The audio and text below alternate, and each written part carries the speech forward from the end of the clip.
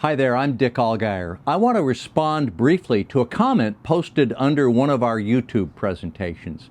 Now, I never criticize other remote viewers, and I'm not doing that here, but I do want to talk about this particular opinion that it was expressed by an audience member.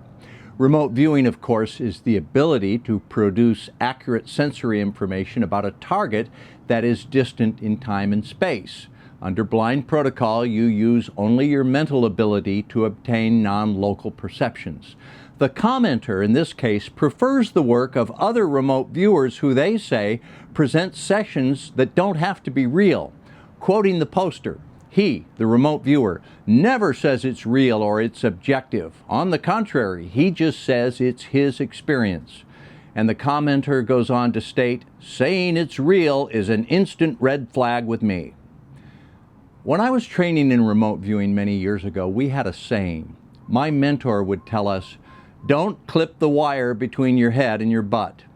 That's actually a colorful way of saying, stay grounded.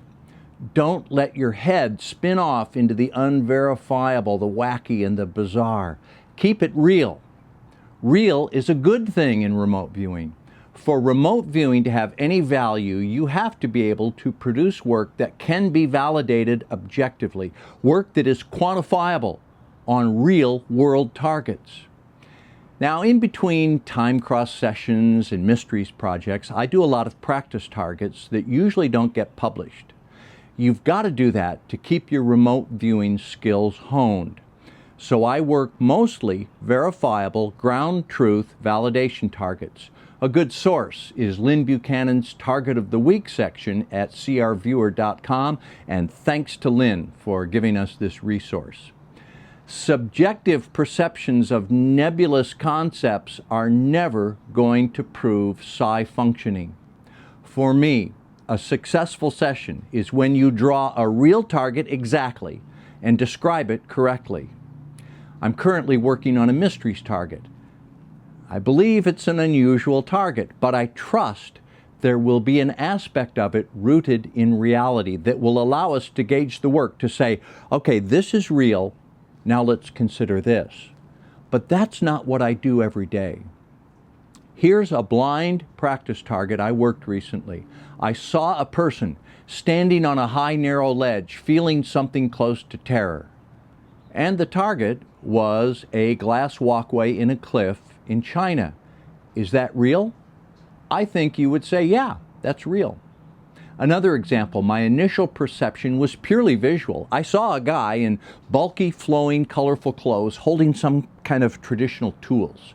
And he was wearing this weird hat with big old ear flaps. I saw him, and I knew what he was doing involved indigenous culture and traditional handicraft. The target was a Titicaca Indian. That's pretty real. And that's not easy to do. It's actually much easier to do subjective targets where you don't have to be right or wrong. I mean, who knows? Who cares if you're right or wrong? It comes from your heart.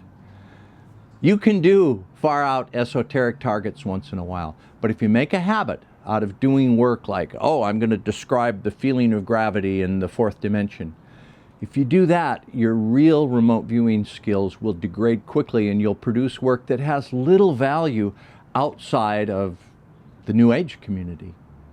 So keep it real. Don't clip the wire between your head and your butt.